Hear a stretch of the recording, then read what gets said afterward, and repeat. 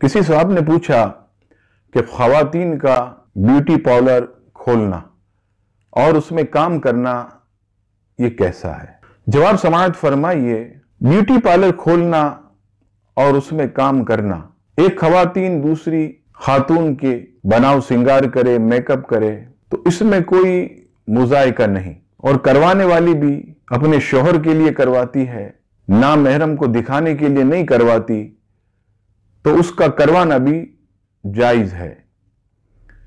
लेकिन beauty parlour के अंदर जो मर्दों के मुशाबे बेबी कट बाल बनाए जाते हैं, ये नाजायज है।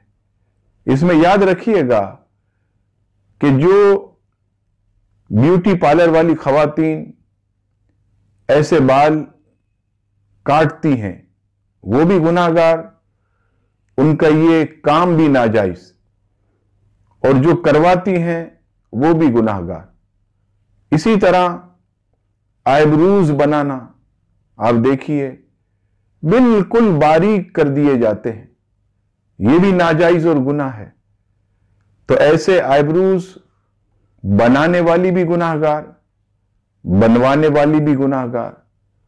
बनाने वाली की जो रोजी है उस पर भी फर्क पड़ेगा।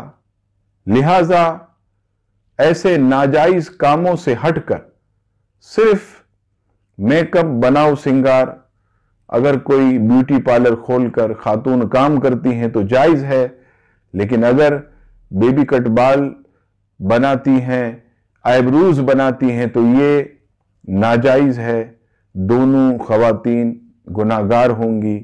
अल्लाह ताला हमारी माओ बहनों को इन तमाम बुरे कामों से महफूज फरमाए। आमीन।